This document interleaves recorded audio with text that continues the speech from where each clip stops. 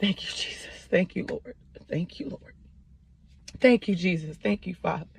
Thank you, Lord. Thank you. Okay. So, okay, you guys, I'm sorry. Et je sais que beaucoup attendent encore un grand signe pour se convertir véritablement. Ils attendent que le ciel s'ouvre. Ils attendent qu'un ange descende dans leur salon et leur dise « Sérieusement, préparez-vous ». Mais le signe est déjà arrivé. Il est déjà là. Il se fait attendre depuis des années. Et ceux qui n'ont pas encore compris ne comprendront peut-être jamais, car Dieu ne crie pas deux fois de la même manière. Il parle.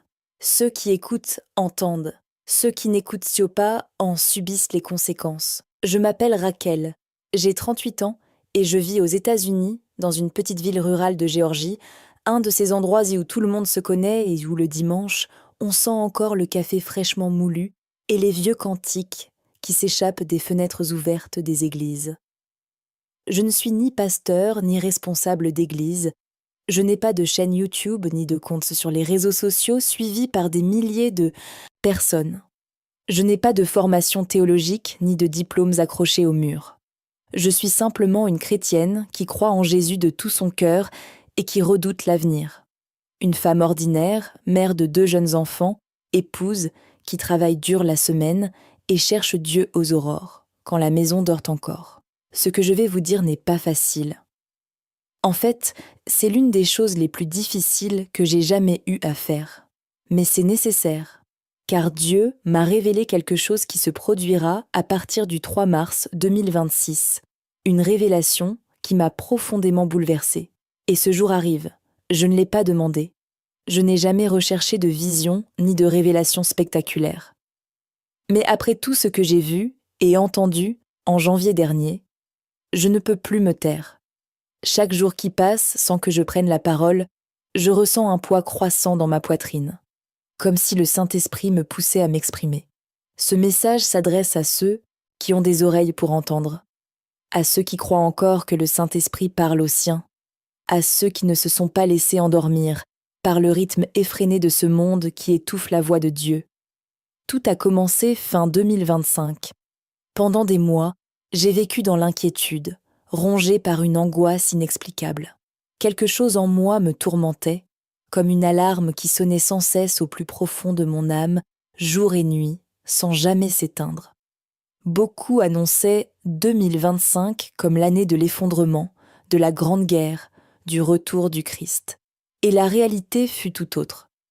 Certains événements se sont produits, certes, mais la plupart des prédictions ne se sont pas réalisées, et cela m'a profondément troublée. Je me sentais perdue au milieu de tant de voix, de tant de prophètes sur Internet, de tant de vidéos aux titres alarmistes. J'ai commencé à prier davantage, à jeûner plus intensément, à rechercher la présence de Dieu avec une ferveur que je n'avais jamais connue.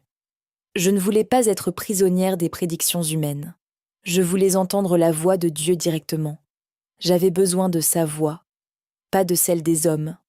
J'ai commencé à me lever tous les jours à 3h30 du matin, avant que le monde ne s'éveille, avant que mes enfants ne se réveillent, avant que mon mari ne bouge dans son lit. J'allais dans mon petit coin de la cuisine, où se trouvent une vieille chaise en bois et ma Bible, usée par tant d'usages, ses pages jaunies et marquées de larmes. Là, je lisais la parole, je pleurais, et je demandais « Seigneur, qu'est-ce que la vérité? Qu'est-ce que le mensonge? Que veux-tu que nous sachions? Parle-moi, car je ne fais plus confiance aux voix du monde. Je ne fais confiance qu'à la tienne. » Pendant plusieurs semaines, entre fin 2025 et début janvier 2026, Dieu garda le silence. J'ai prié, j'ai crié, j'ai jeûné, j'ai pleuré sur le sol de la cuisine, mais je n'ai reçu aucune réponse. Le ciel semblait fermé, comme une porte verrouillée par un cadenas. Il y a eu des nuits où j'ai eu envie d'abandonner. Je me suis demandé si je faisais quelque chose de mal, si Dieu ne voulait pas me parler. Mais malgré tout, j'ai persévéré. Car, au fond de moi, je savais qu'il m'entendait. Je savais que mon Père n'ignore pas les cris de ses enfants, aussi faibles soient-ils. J'ai dit, « Ce n'est pas seulement pour moi, Seigneur, c'est pour mes enfants. C'est pour mon mari, c'est pour ma mère qui vieillit, c'est pour ceux qui me font confiance. Je ne veux pas être prise au dépourvu. Révèle-moi ce qui m'attend, Seigneur. Donne-moi le discernement, la clarté, le courage d'affronter ce qui est nécessaire. Même si c'est douloureux, même si c'est effrayant, je veux la vérité. C'est ainsi qu'au petit matin de la 2e semaine de janvier 2026 que tout bascula. Assis dans mon fauteuil, la Bible ouverte sur les genoux, l'atmosphère devint pesante, comme je n'en avais jamais ressenti de pareil. L'air lui-même semblait s'être épaissi, la gravité décuplée. Je ne sentais plus mon corps.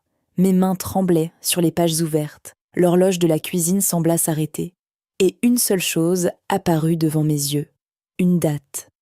Le 3 mars 2026. Je ne peux décrire avec des mots ce qui s'est passé à cet instant. Ce n'était pas un rêve, ce n'était pas le fruit de mon imagination, ce n'était pas une hallucination, c'était réel, plus réel que tout ce que j'avais jamais vécu. La date était là, juste devant moi, comme écrite dans l'air par un feu invisible. Elle brillait d'une telle intensité que je fermais les yeux très fort, mais malgré cela, je continuais à la voir. C'était comme gravé à l'intérieur de mes paupières. Et avec cette date est apparue une sensation que je n'oublierai jamais. Un mélange de crainte sacrée et d'urgence absolue, comme si chaque seconde comptait désormais. Avant de poursuivre, j'aimerais vous poser une question.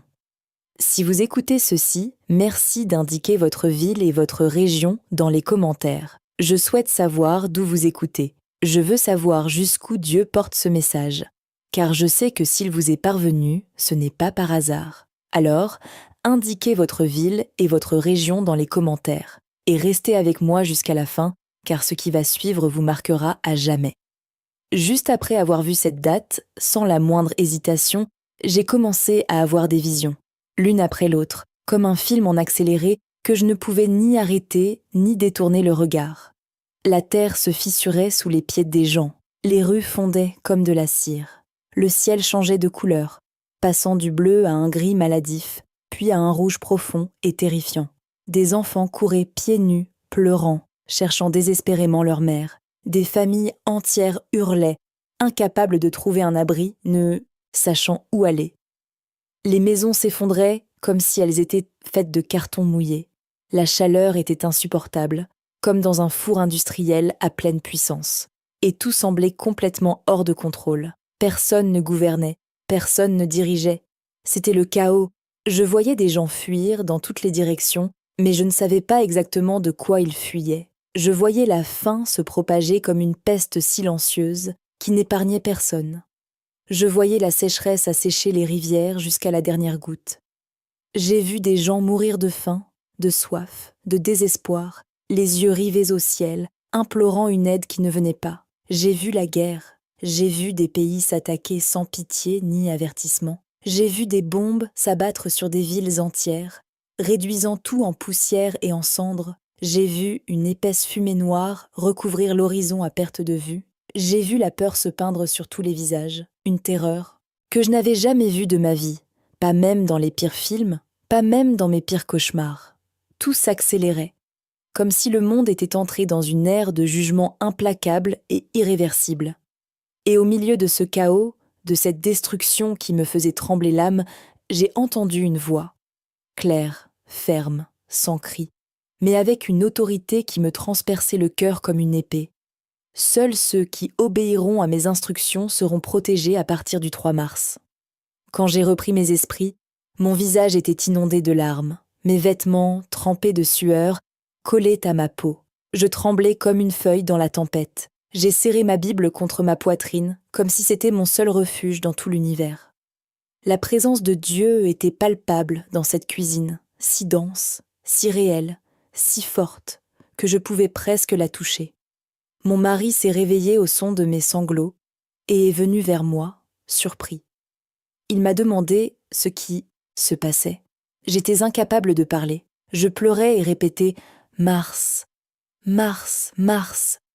Et la seule chose dont j'étais absolument certaine, une certitude qui ne m'a jamais quittée, c'est que je devais le dire au plus grand nombre avant cette date. Car cette révélation n'était pas seulement pour moi, elle était pour tous ceux qui voulèrent l'entendre. Dieu était limpide comme l'eau de source. Il permettra que beaucoup de choses se produisent à partir de mars 2026. mais il a aussi montré le chemin de la protection. Et ceux qui l'ignorent souffriront. Ceux qui obéissent seront protégés. Il n'y a pas de juste milieu, il n'y a pas de zone grise. La tiédeur n'a pas sa place. Je ne suis pas meilleure que les autres. Je suis une femme simple qui fait encore des erreurs, qui trébuche encore, qui perd parfois patience avec ses enfants et qui doit s'excuser auprès de son mari. Je suis juste une personne parmi tant d'autres dans cet immense monde. Mais si Dieu m'a confié ce message, c'est parce qu'il veut aussi vous toucher. Et le mois de mars approche. Chaque jour qui passe nous rapproche du présent. Alors je vous en supplie, n'attendez plus pour vous préparer. Commencez dès maintenant. Repentez-vous dès maintenant. Recherchez le Saint-Esprit dès maintenant. Pas demain, pas dimanche prochain, maintenant. Car ce que Dieu m'a révélé qui se produira à partir du 3 mars ne sera pas un événement anodin. Ce sera le début de quelque chose qui changera tout. Et seuls ceux qui demeureront fermes en Dieu resteront debout lorsque la tempête se produira. Si vous êtes arrivé jusqu'ici et que vous avez ressenti le poids de cette révélation dans votre cœur, je voudrais vous demander une chose. Écrivez le mot « obéir » en commentaire. Cela montrera que vous comprenez ce que Dieu vous demande en ce moment, que vous ne voulez pas être quelqu'un qui entend et oublie, mais quelqu'un prêt à agir. Quelqu'un qui se lève, qui décide, qui transforme sa vie avant qu'il ne soit trop tard. Et si ce message vous a vraiment touché, partagez-le avec un membre de votre famille ou de votre groupe de prière. Envoyez-le à cet ami dont la foi est fragile, à cette personne que vous aimez et qui n'est peut-être pas prête pour ce qui va arriver, à cette sœur qui s'est égarée, à ce père qui a cessé de prier. Ce message peut éveiller des vies, il peut sauver des âmes, et ce n'est pas grâce à moi, c'est grâce à Jésus. Amen. Après cette aube de janvier, impossible de dormir. Assise au bord du lit, la Bible sur les genoux, l'esprit submergé d'images impossibles à effacer, malgré tous mes efforts. C'était comme si Dieu m'avait montré un avant-goût de ce qui allait arriver à partir de mars, et que cela s'était gravé à jamais dans mon âme. La chaleur que je voyais n'était pas normale. Ce n'était pas la chaleur estivale de Géorgie que je connaissais. C'était différent. C'était comme si la Terre brûlait, de l'intérieur, comme si le noyau de la planète était remonté à la surface. Les rues s'ouvraient comme des plaies sur la peau d'un corps malade. Les arbres semblaient brûler de l'intérieur, leurs feuilles se flétrissant et tombant en quelques secondes, comme si la vie les aspirait.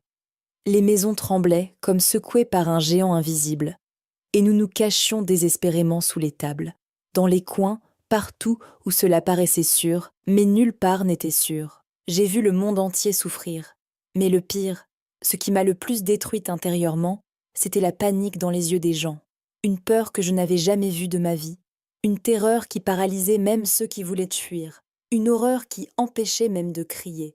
C'était comme si l'espoir s'était éteint dans tous les yeux, au même instant. J'ai vu des mères pleurer, leurs enfants dans les bras, les serrant si fort que leurs doigts blanchissaient, sans savoir où aller, sans savoir à qui demander de l'aide. J'ai vu des gens courir dans les rues désertes, se retournant comme si quelque chose les poursuivait. Mais je ne voyais pas exactement quoi. Je ne ressentais que la menace. Lourdement, suffocante, partout. L'atmosphère était si tendue qu'il semblait que l'enfer lui-même se soit déchaîné sur la terre et ait pris possession de chaque coin de rue, de chaque maison. Et au milieu de tout cela, j'ai demandé en mon fort intérieur, la voix tremblante. « Seigneur, qu'est-ce que c'est ? Que se passe-t-il ? Pourquoi tant de souffrance ? Pourquoi permets-tu tant de souffrance ?» Je n'ai reçu aucune réponse verbale, seulement d'autres images. Une douleur si intense dans ma poitrine qu'elle m'a pliée en deux, comme si Dieu me montrait ce qu'il essayait d'empêcher, mais que l'humanité refusait d'entendre, comme si son cœur de père était brisé par l'obstination de ses enfants. J'ai ressenti sa douleur, et cette douleur était pire que tout ce que j'ai jamais ressenti de ma vie. La scène a basculé soudainement. J'ai vu des gens mourir de faim partout dans le monde. Ce n'était plus dans des pays lointains comme ceux qu'on voit à la télévision. C'était ici, c'était tout près. J'ai vu des enfants allongés par terre, trop faibles pour pleurer. Le ventre gonflé et vide, les côtes saillantes, les yeux vides, fixant le néant. Certains tremblaient de leur dernière force, d'autres ne bougeaient plus. J'ai vu des mères agenouillées dans la poussière, hurlant à plein poumon, implorant de l'aide en vain. J'ai vu des animaux morts au bord des routes. J'ai vu l'eau s'assécher dans les puits et les rivières, comme si la terre l'avait engloutie. J'ai vu des marchés et des supermarchés déserts, là où il y avait autrefois de l'abondance, les rayons couverts de poussière. C'était comme si la terre avait cessé de produire du jour au lendemain. Tout manquait. Tout était trop cher pour que quiconque puisse se le permettre. Tout avait été perdu. Et le plus dur, ce qui m'a le plus déchiré, c'est de réaliser que la plupart des gens n'étaient pas préparés, ni spirituellement, ni physiquement, ni même émotionnellement. Il n'y avait que souffrance, que désespoir, que l'amertume d'années de négligence et d'abandon spirituel. Les gens récoltaient exactement ce qu'ils avaient semé, le néant. Puis vint la guerre. Des explosions qui secouaient la terre comme des tremblements de terre. Des soldats défilaient dans des rues jadis paisibles, où les enfants jouaient et les voisins se saluaient, des quartiers entiers en flammes, consumés par un feu que personne ne pouvait éteindre, comme s'il avait une vie propre. J'ai vu des chars écraser tout sur leur passage. J'ai vu des avions fendre le ciel obscurci. J'ai vu des villes entières englouties par les flammes, telles des torches géantes illuminant la nuit d'une lueur orange maladive. J'ai vu des gens abandonner tout, leurs maisons, leurs souvenirs, leurs vies entières, courant sans but, sans direction, chacun pour soi. Personne n'aidait personne. L'égoïsme régnait en maître. La compassion avait disparu. Des familles séparées dans le chaos, des parents cherchant des enfants qu'ils ne reverraient jamais, des maris appelant des femmes qui ne répondaient plus, des gens tentant de franchir des frontières avec pour seul bien leurs vêtements, les mains vides et le cœur brisé en 1000 morceaux. Et le pire de tout, de petits pays rayés de la carte comme s'ils n'avaient jamais existé, comme des gribouillis effacés d'un coup, très vite, très violemment, très réels, très définitifs, sans retour en arrière, sans seconde chance. Je savais, au fond de moi, que j'assistais à l'issue inévitable d'un monde qui avait tourné le dos à Dieu. Ce n'était pas un châtiment arbitraire d'un Dieu vengeur, c'était la conséquence naturelle de la désobéissance collective. C'était la récolte de ce que l'humanité avait semé de ses propres mains. Puis, un événement étrange se produisit, qui me glaça le sang. Le ciel s'obscurcit complètement. Il prit une teinte rouge profonde, comme du sang répandu sur une toile infinie. Un brouillard épais recouvrait tout, si dense qu'on ne voyait pas à plus de quelques mètres. Et cette obscurité ne se dissipa pas. Elle ne disparut pas. Elle persista, jour après jour, semaine après semaine. Comme si le monde entier, à partir de mars 2026, était enveloppé par ce brouillard sinistre et pesant. Personne ne voyait le soleil. Les jours étaient comme des nuits sans fin. Les gens étaient plus froids, plus désorientés, plus désespérés, plus seuls. C'était comme si le monde suffoquait de l'intérieur, comme si l'espoir lui-même s'éteignait avec la lumière du soleil. Et dans cette atmosphère ténébreuse, j'entendis la même voix qu'auparavant, mais cette fois, plus directe, plus pressante, plus pénétrante, comme si elle parlait ici, au plus profond de ma poitrine, et non seulement à mes oreilles. Quiconque reçoit mon esprit en sa maison sera épargné. À ces mots, je fus paralysée. J'ai tout compris en un instant. Ce n'était pas une question de religion, ce n'était pas une question de rites, de cérémonies, de confessions ou de symboles religieux, c'était une question de présence, la présence vivante et agissante du Saint-Esprit. Je tiens à répéter ce que j'ai entendu car cela doit être gravé dans votre cœur comme s'il s'agissait de la chose la plus importante que vous ayez jamais entendue. Celui qui a mon esprit dans sa maison sera épargné. Ce n'est pas une jolie phrase à encadrer. Ce n'est pas une émotion passagère lors d'un office religieux. C'est un enseignement divin. C'est un commandement du ciel. Si vous avez compris cela, vous avez déjà commencé à vous éveiller, car ce qui soutiendra votre vie, votre foyer, votre mariage et votre âme à partir de mars 2026, ce ne sont ni la doctrine, ni la tradition, ni la théorie théologique, ni le nom de votre Église sur sa façade. C'est l'Esprit de Dieu qui demeure en vous et dans votre foyer. Sans lui, personne ne tiendra bon, absolument personne. Et je sais que vous écoutez peut-être ceci en vous demandant « Est-ce vrai ? Cette femme n'exagère-t-elle pas ?» Je vous comprends. Moi-même j'en aurais douté si on me l'avait dit il y a un an. Mais je l'ai vu, de mes propres yeux spirituels. Et maintenant, en février 2026, en regardant le calendrier et en voyant Mars approcher, je tremble. Il n'y a aucun doute, aucune certitude. Car tout ce que Dieu m'a révélé a été confirmé dans mon esprit, jour après jour, prière après prière. Et je ne peux pas, je ne veux pas, et je ne resterai pas silencieuse. Depuis ce matin de janvier, j'ai tout changé ici, à la maison, absolument tout. Je ne suis pas devenue fanatique. Je ne suis pas devenue un étranger qui crie des versets bibliques toute la journée. Je me suis éveillée. J'ai ouvert les yeux spirituels que je gardais fermés par commodité, paresse et par peur de ce que je découvrirais en examinant vraiment ma propre vie. J'ai commencé à prier avec ma famille tous les jours, sans exception, sans excuse, sans même dire « je suis fatiguée aujourd'hui ». J'ai demandé pardon pour tout ce dont j'avais besoin, des choses que je portais depuis des années en faisant comme si elles n'existaient pas. J'ai confessé des péchés enfouis au plus profond de mon cœur, comme des gravats sous le tapis. J'ai rejeté tout ce qui ne s'accorde pas avec la présence de Dieu, les émissions de télévision que je regardais par habitude, la musique qui nourrissait en moi de mauvaises pensées, les conversations stériles, les coutumes qui semblaient inoffensives, mais qui, au fond de moi, attristaient mon esprit. J'ai changé ce que je regarde, ce que j'écoute, les personnes que je fréquente, ma façon de traiter les autres, la façon dont je parle de mon prochain, ma façon d'envisager la vie. Et je ne dis pas cela pour me croire supérieure à qui que ce soit. Je le dis parce que c'est le seul moyen de rester digne lorsque le mois de mars arrivera. Ceux qui font semblant de ne pas entendre en subiront les conséquences. Ceux qui écoutent et obéissent vivront et verront la gloire de Dieu. Souvenez-vous de mes paroles quand ce jour viendra. Et si vous vous demandez maintenant, mais de quoi ai-je besoin chez moi, Raquel ? Que dois-je faire concrètement ? Donnez-moi quelque chose de précis. Alors écoutez attentivement et souvenez-vous de ceci, car ce que je vais dire n'est pas de mon invention. Je ne suis pas là pour vendre quoi que ce soit, ni pour semer la peur inutilement, ni pour manipuler qui que ce soit par la terreur.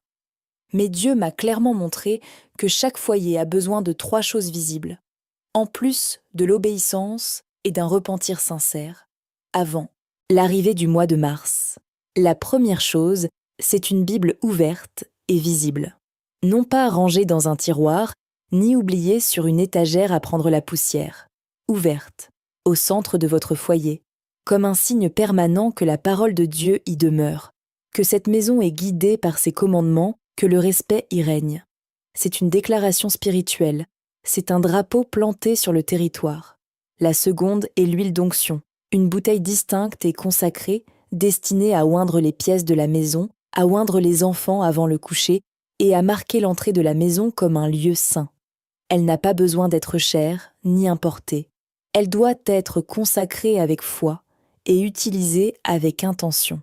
Le troisième est un espace dédié à la prière, un lieu à part, aussi petit soit-il, un coin du salon, un fauteuil dans la chambre, un tabouret sur le perron, où le Saint-Esprit sait qu'il sera accueilli chaque jour. Un lieu où vous avez un rendez-vous régulier avec Dieu. Un lieu où vous vous rendez chaque jour, sans faute, pour parler à Dieu. Ces objets n'ont aucun pouvoir en eux-mêmes. Ce ne sont ni des amulettes, ni des talismans, ni des objets magiques. Ils ne sauveront personne s'ils sont utilisés avec une religiosité superficielle ou une superstition bon marché. Mais utilisés avec une foi véritable, dans une alliance vivante avec le Saint-Esprit, ils deviendront des signes visibles de la présence spirituelle dans cette maison. Et cela compte plus que vous ne l'imaginez.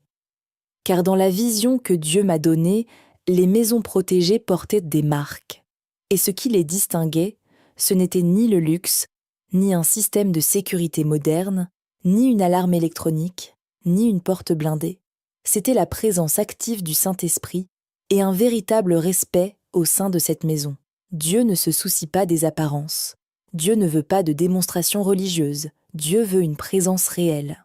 Et cela commence par des actions simples, mais absolument sincères. Cela commence par un cœur abandonné. Vous n'avez pas besoin d'attendre la permission du pasteur. Vous n'avez besoin de l'approbation de personne. Vous êtes la prêtresse de votre foyer. Oignez vous-même la porte de votre maison. Priez en famille chaque soir avant de vous coucher. Éliminez tout ce qui attriste le Saint-Esprit, quel qu'en soit le prix, quelle que soit la douleur. Vous ne pouvez plus feindre la foi par commodité, par convention sociale ou parce que votre mère vous emmenait à l'église enfant. Il faut que ce soit authentique, il faut que ce soit constant, il faut que ce soit courageux. Et si vous pensez que j'exagère, répondez-moi honnêtement. Croyez-vous vraiment qu'à partir de mars, vous affronterez une prière tiède le dimanche matin, avec de jolis versets en statue et une vie intérieure vide, avec une piété de façade, mais en niant sa puissance, il n'en sera rien. Dieu me l'a montré. Et je vous le dis d'une main tremblante en écrivant ces lignes, seuls ceux qui sont remplis du Saint-Esprit pourront endurer ce que l'année 2026 apportera à partir de mars. Alors oui, ayez une Bible ouverte, ayez de l'huile pour l'onction, aménagez un lieu de prière, mais surtout, vivez pleinement votre foi, un repentir sincère, une recherche constante, la sainteté même en l'absence de témoins, même quand personne ne vous applaudit, même quand votre entourage semble vivre comme si de rien n'était, car ce qui est à venir ne tiendra pas compte des titres, il ne tiendra pas compte des positions, il ne tiendra pas compte de ceux qui prêchent avec éloquence en chair, il tiendra compte des marques. Et la marque, c'est le Saint-Esprit dans la maison, dans la pièce, dans le cœur. C'est ce que Dieu m'a fait comprendre ce matin de janvier. Et c'est ce que je vous implore de vivre avant qu'il ne soit trop tard. Après cette expérience, ma maison s'est transformée en un lieu complètement différent. Je ne dis pas cela pour paraître mystique ou extraordinaire. Je le dis parce que je l'ai vécu personnellement. L'atmosphère a changé, l'air était différent. Même mon mari, qui au début pensait que c'était mon imagination et que j'exagérais, a commencé à ressentir la présence de Dieu dans la maison.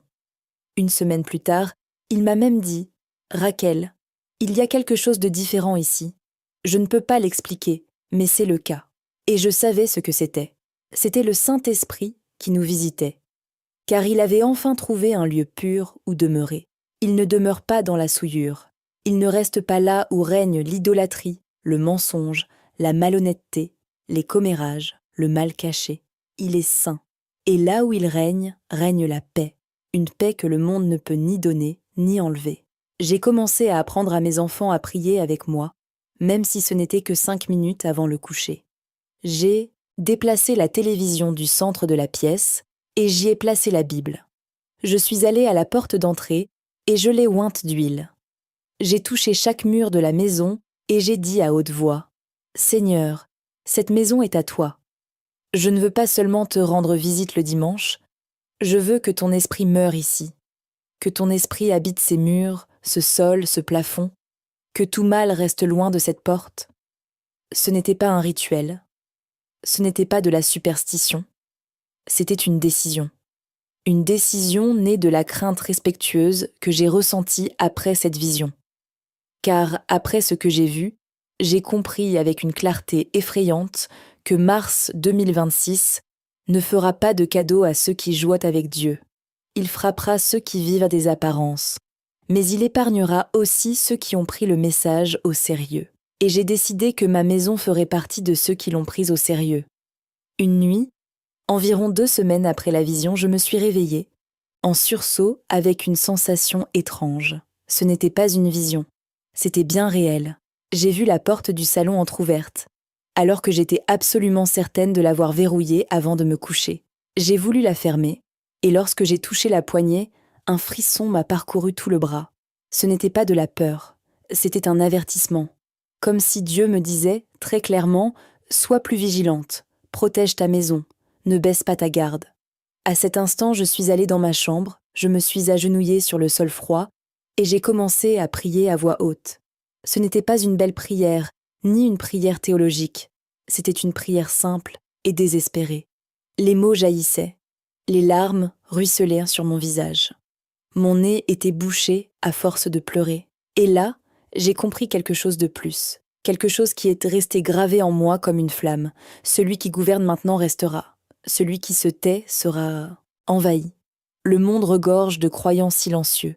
Ils ont la Bible sur leur téléphone. Mais la prière est absente de leur foyer. Ils connaissent des versets par cœur, publient de belles phrases sur les réseaux sociaux, portent des t-shirts à l'effigie de Jésus, mais leur relation avec Dieu est superficielle. C'est pourquoi ils sont fragiles. C'est pourquoi le moindre vent les terrasse. La moindre crise les fait douter. La moindre pression les pousse à renier leur foi. Le Saint-Esprit n'est pas un accessoire dans votre vie chrétienne. Ce n'est pas une décoration du dimanche. Il est un bouclier, il est une alarme, il est la voix qui avertit avant que le drame ne survienne. Lorsque vous vous connectez véritablement à lui, vous commencez à voir plus tôt, à ressentir plus tôt, à réagir plus tôt, à discerner plus tôt. C'est pourquoi il est la seule chose que Dieu nous a ordonné d'assurer dans nos foyers avant mars 2026, sa présence, vivante, actrice, réelle, quotidienne, pas occasionnelle, quotidienne. Si vous me demandiez maintenant, Raquel, qu'avez-vous ressenti d'autre après la vision ? Je vous répondrai avec toute la sincérité de mon cœur. J'ai ressenti une urgence qui me brûle encore en ce moment, tandis que je vous parle. J'ai senti que le temps était compté, qu'une telle occasion ne se représenterait pas, qu'il n'y aurait plus de période d'avertissement, que c'était le dernier appel. Et ce qui viendra après mars en sera la conséquence. Dieu est juste, mais il n'hésite pas. Il aime, mais il juge aussi. Il avertit, puis il agit. Et il avertit maintenant à travers une simple femme de Géorgie qui ne méritait même pas de recevoir cette révélation. Et pourtant, elle l'a reçue. Et l'avertissement est on ne peut plus clair. Préparez-vous maintenant, sinon il sera trop tard. Peu importe votre position dans l'Église, votre ministère, vos études de théologie, votre statut de pasteur ou de responsable de louange. Sans un véritable repentir et sans la présence du Saint-Esprit dans votre foyer, mars 2026 fera s'écrouler vos fondations, comme une inondation fait s'écrouler une maison de boue. Je sais que c'est un mot dur. Je sais que beaucoup riront. D'autres douteront. Ils me traiteront de folle, d'exagérée, d'alarmiste. Mais ma mission est d'accomplir ce que Dieu m'a commandé. Et je le fais avec crainte, non avec colère. Avec douleur, non avec orgueil. Car moi aussi, je me suis sentie vulnérable face à ce que j'ai vu. J'ai dû changer des choses dans ma vie que je ne considérais même pas comme mauvaises. Des habitudes que j'avais normalisées, des conversations que j'avais tolérées, des pensées que j'avais nourries. Mais j'ai compris qu'on ne peut pas cacher des choses néfastes et demander la grâce en même temps. Soit on fait le ménage, soit on reste vulnérable. Et mars 2026 ne vous demandera pas si vous êtes prêt. Il arrivera, et quand il arrivera, il sera clair qui s'est préparé et qui a ignoré l'avertissement. Certaines personnes qui ont entendu mon récit m'ont demandé si Dieu m'avait révélé précisément ce qui se passerait mois par mois à partir de mars 2026. Et oui, une partie de la vision que j'ai reçue ce matin de janvier montrait des événements séparés par période, comme les pages d'un calendrier qui défilaient devant moi. Chaque mois apportait son lot de nouveautés, chaque mois apportait son lot d'épreuves, de pressions, de bouleversements, comme si Dieu mettait la terre à l'épreuve, testait les cœurs, cherchait à savoir qui resterait ferme et qui s'effondrerait à la première brise. Mais en novembre, tout s'est arrêté. La vision s'est interrompue. Je n'ai pas vu décembre. L'écran est devenu noir. Le silence est revenu. Et cela m'a profondément perturbée. Je ne sais pas si c'est parce que Dieu ne voulait pas encore révéler ce qui se passerait en décembre, ou si c'est parce qu'un événement si important se produirait avant décembre que la vision n'avait pas besoin d'aller plus loin. Et par respect pour le Seigneur, je n'inventerai rien de ce qu'il ne m'a pas montré. Je n'ajouterai rien à ce que je n'ai pas reçu. Mais jusqu'en novembre, ce que j'ai vu était clair, et je vais vous le dire. Certains mois, j'ai vu la terre trembler, des séismes dans des endroits inattendus, dans des régions où le sol n'avait jamais bougé sous leurs pieds, des immeubles s'effondraient, des routes se coupaient en deux, des gens sortaient de chez eux en pleine nuit, en pyjama, pieds nus, sans comprendre ce qui se passait. D'autres mois, j'ai vu la crise financière s'aggraver d'une manière totalement imprévue. Des banques fermaient leurs portes, des gens perdaient tout du jour au lendemain, d'immenses files d'attente pour la nourriture. Des gens qui vivaient bien, avec des voitures et leurs propres maisons, se retrouvaient soudainement sans rien, dormant dans la rue, mendiant un peu de riz. D'autres mois encore, j'ai vu des pénuries alimentaires et du rationnement, des supermarchés aux rayons vides, le gouvernement contrôlant les achats, des files d'attente interminables pour l'eau, des familles entières se disputant un paquet de farine. J'ai vu des gens contraints de choisir entre manger et obéir à Dieu. J'ai vu la foi mise à l'épreuve de façon concrète, réelle, sans aucun symbole, sans aucune théorie, sans aucune beauté. C'était brut. C'était la vie telle qu'elle sera. J'ai vu des gens perdre leur emploi pour avoir refusé de se soumettre à ce qu'ils savaient être mal. Des familles déchirées, des maris contre leurs femmes, des parents contre leurs enfants, des frères contre leurs frères. Tout cela à cause des choix exigés par la foi. J'ai vu des pasteurs muets, sans réponse, sans direction, debout en chair, le regard baissé, ne sachant que dire à leurs fidèles désespérés. J'ai vu des églises fermer leurs portes, en divers endroits, non pas à cause de persécutions gouvernementales, mais parce qu'elles n'avaient plus de fidèles, parce que les membres avaient abandonné, étaient partis, avaient choisi le monde. Et le plus marquant, ce qui m'a fait pleurer pendant cette vision, j'ai vu de nombreux responsables chrétiens affirmer avec conviction, du haut de leur chair et sur leur chaîne, « Ce n'est qu'une phase, calmez-vous, Dieu y remédiera, cela passera. » Mais au fond de moi, je savais avec une certitude absolue, ce n'était pas une phase, c'était le commencement. C'était l'ouverture d'une porte vers quelque chose de plus grand. Et ceux qui ont attendu que cela fasse ou cela passe ont été engloutis. Et là, je dois m'arrêter et vous confier quelque chose qui m'a terrifiée plus que toutes les catastrophes naturelles, plus que la guerre, plus que la famine.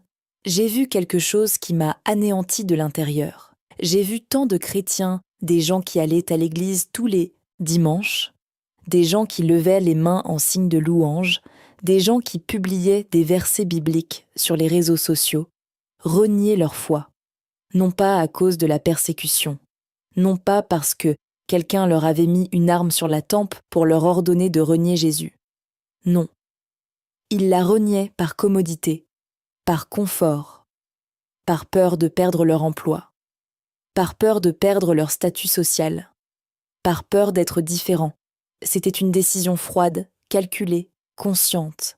Des gens qui juraient de ne jamais tomber, abandonnant la vérité par commodité, acceptant d'étranges alliances avec le monde, restant silencieux face au mal pour préserver leur position, leur salaire, leur sécurité, leur vie confortable. Et Dieu m'a parlé à ce moment-là, d'une voix si ferme qu'elle m'a fait mal. Cela ne m'appartient pas, car celui qui m'aime m'obéit, même au milieu du feu, même si cela lui coûte tout. Cela m'a bouleversée d'une manière indescriptible. J'ai tellement pleuré que j'ai cru m'évanouir pendant la vision, car j'ai compris l'essentiel. Le plus grand danger de 2026, à partir de mars, n'est pas le chaos extérieur. Ce n'est pas le tremblement de terre, ce n'est pas la guerre, ce n'est pas la famine. C'est la trahison spirituelle intérieure. C'est le chrétien qui trahit le Christ d'un baiser, comme Judas, pour sauver sa propre peau. Et je vous pose maintenant la question, et je veux que vous y répondiez en votre fort intérieur avant de poursuivre. Renieriez-vous votre foi pour conserver votre emploi? Garderiez-vous le silence face au mal pour ne pas perdre vos amis? Abandonneriez-vous la vérité pour continuer à être accepté par le monde? Si la réponse est oui, ou même si vous ne savez pas, alors ce message vous est tout particulièrement destiné. Car le mois de mars mettra précisément cela à l'épreuve. Mars séparera le bon grain de l'ivraie. Et cette séparation ne sera pas l'œuvre des anges au ciel. Elle sera le fruit de vos propres choix ici-bas. Alors, si vous souhaitez un foyer sûr à partir de mars 2026, commencez par rompre les pactes que vous avez conclus avec le monde. Prier pour être protégé et persister dans le péché est inutile. Oindre les murs est vain si votre cœur est souillé. Il faut rompre avec le mal. Il faut confesser ses péchés. Il faut changer. Vraiment. Pas seulement en parole, Dieu observe davantage ce qui se passe dans la chambre à coucher que ce qui se passe en chair. Il observe davantage les comportements au sein du foyer que les paroles prononcées à l'église. Il observe davantage ce que vous faites en secret que ce que vous faites en public. Votre foyer ne sera marqué par la présence de Dieu que si la vérité y règne. Si le repentir y est présent, si l'obéissance y est vécue. Sans cela, vous pouvez avoir la plus belle Bible du monde ouverte sur la table, des litres d'huile d'onction, le coin prière le plus somptueux, cela ne servira à rien. Car Dieu ne regarde pas à l'extérieur, il regarde à l'intérieur. Et si vous avez l'impression de manquer encore de structure, de ne pas savoir par où commencer, d'être confus et perdu, commencez par l'essentiel. Demandez l'aide du Saint-Esprit, il vous guidera. Il n'est pas nécessaire que ce soit parfait, il faut que ce soit authentique. Il n'est pas nécessaire de tout savoir, il faut chercher. Il vous montrera ce qu'il faut éliminer, ce qu'il faut briser, ce qu'il faut restaurer, ce qu'il faut réparer. Il vous alertera sur les amitiés qui doivent en prendre fin, les habitudes dont il faut se défaire, les décisions à reconsidérer, les engagements à rompre. Le Saint-Esprit n'est pas silencieux, il parle chaque jour. Mais seuls ceux qui choisissent d'écouter parlent, et ceux qui écoutent maintenant, avant mars, seront guidés lorsque le monde s'assombrira. Ceux qui ignorent maintenant erreront seuls dans les ténèbres. Je vous laisse avec une luquante, idée que Dieu a profondément ancrée dans mon cœur durant ces semaines de janvier, et qui ne me quittera jamais, comme une marque indélébile sur mon âme. Chaque foyer a besoin d'être un petit hôtel. Il n'a pas besoin d'être grandiose, ni beau, ni même digne d'Instagram. Mais il doit être quotidien. Aménager un lieu, un moment, un engagement, laisser tout tomber et parler à Dieu, à votre famille. Même si ce n'est que 10 minutes, même si vos enfants se plaignent, même si votre conjoint trouve cela étrange au début. La présence de Dieu ne se manifeste pas là où il n'y a pas de constance. Elle ne demeure pas là où elle n'est visitée qu'occasionnellement. Et la libération que beaucoup implorent dépendra précisément de cela, de la constance de cet autel au sein du foyer. Mars 2026 sera difficile. Je ne vais pas vous mentir. Ce que j'ai vu est dur à accepter. Mais celui qui se trouve au cœur de la volonté de Dieu ne sera pas détruit. Pleurera-t-il ? Oui. Souffrera-t-il ? Oui. Perdra-t-il des choses ? Probablement. Mais il restera debout. Il aura la protection du Saint-Esprit comme un bouclier invisible qu'aucune bombe, aucune crise, aucune famine, aucune obscurité ne pourra percer. Et c'est la promesse que Dieu a faite à ceux qui obéissent. Non pas à ceux qui entendent et oublient, mais à ceux qui entendent et agissent. Après avoir partagé cette vision avec des sœurs proches, des femmes que je connais depuis des années et dont je sais qu'elles craignent véritablement Dieu, 2 d'entre elles sont venues me voir en pleurs. L'une d'elles, une femme de 62 ans qui prie à l'aube depuis plus de 20 ans, m'a pris les mains et m'a dit d'une voix étranglée « Raquel, j'ai ressenti la même chose que toi. Pendant des semaines, le Saint-Esprit m'a empêchée de dormir. Il me révèle des choses. Il me montre ce qui va arriver. Mais je n'avais pas le courage de parler. J'avais peur d'être jugée. J'avais peur qu'on me prenne pour une vieille femme. » L'autre, une jeune femme de 28 ans qui fréquente la même église que moi, m'a confié que depuis des mois, Dieu l'appelait à se sanctifier, à se détacher de ce qu'elle savait être mal, mais qu'elle repoussait toujours l'échéance. Elle disait toujours « Je m'en occuperai la semaine prochaine ». Elle continuait de repousser l'échéance. Quand elle a entendu ce que j'avais vu, elle est tombée à genoux sur le sol de mon salon et a pleuré comme une enfant. Et là, elle s'est abandonnée à lui-même. À cet instant précis, il a décidé de changer. Cela m'a révélé une chose que je tiens à ce que vous compreniez parfaitement. Le Saint-Esprit parle à de nombreuses personnes simultanément. Ce n'est pas seulement pour moi. Cela ne l'a jamais été. Il suscite un peuple en divers lieux.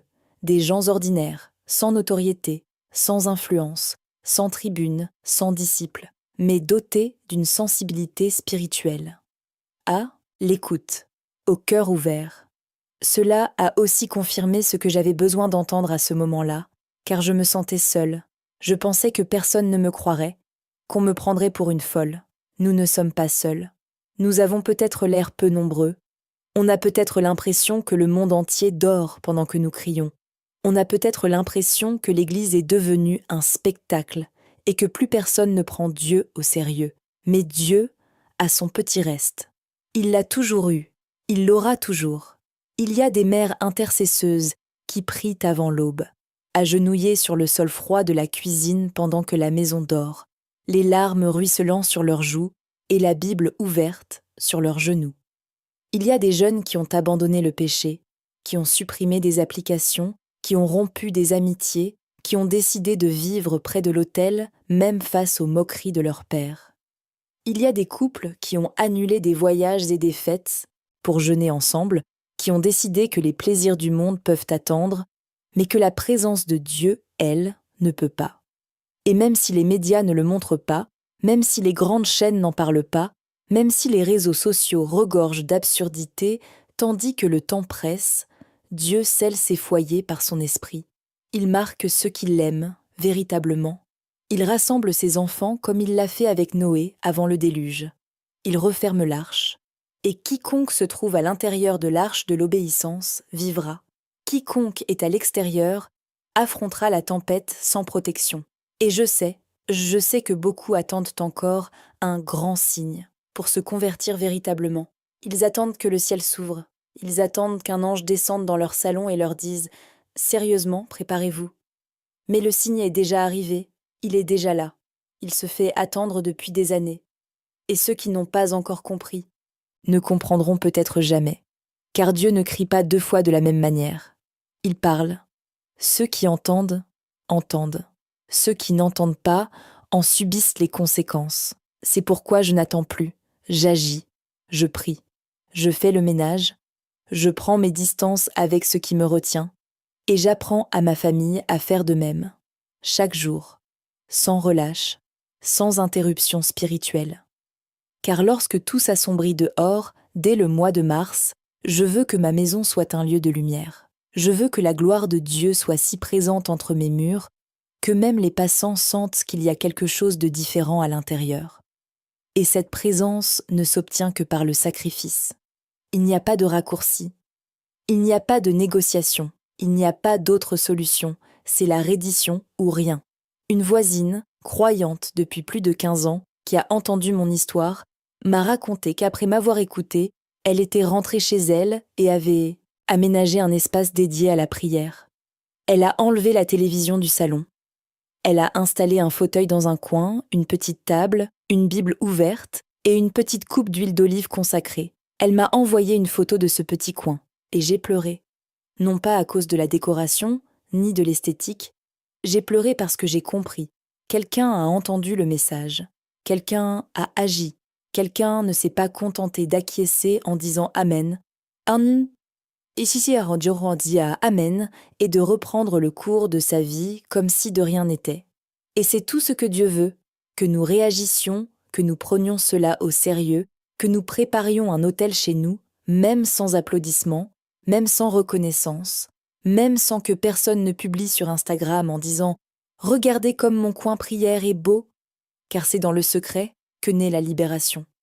C'est dans les lieux cachés que Dieu se révèle. C'est dans le silence de la pièce, au petit matin, à genoux, que le Saint-Esprit marque votre foyer de feu. Si vous avez écouté jusqu'ici, je vous en supplie du fond du cœur, n'ignorez pas cet avertissement. Ne doutez pas simplement parce que, pour l'instant, tout semble normal. L'Égypte aussi était normale avant les plaies. Sodome paraissait prospère avant que le feu ne s'abatte sur elle. Le peuple de Noé riait, mangeait, buvait, se mariait et faisait la fête lorsque la pluie a commencé. Le monde continuera de sourire, de publier des photos joyeuses, de faire des projets comme si de rien n'était, jusqu'au moment fatidique. Mais ceux qui ont été avertis n'ont plus d'excuses. Dieu donne le temps de s'adapter, de se corriger, de se purifier. Et ce temps est venu. Nous sommes en février. Mars approche à grands pas. Et quand mars arrivera, il sera trop tard pour réagir. Il ne restera plus qu'à récolter ce qui a été semé. Je continuerai à parler, même si personne ne m'écoute, même si on me prend pour un fou, même si on se moque de moi, car mon engagement n'est pas envers l'opinion des hommes, mais envers Dieu, et envers ceux qui cherchent sincèrement le salut. Si vous voulez être de ceux-là, levez-vous maintenant.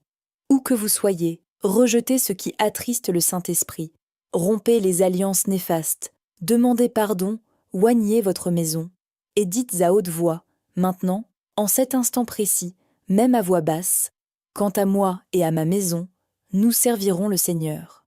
Ce n'est pas qu'une jolie phrase sur un t-shirt chrétien. C'est un sceau d'alliance.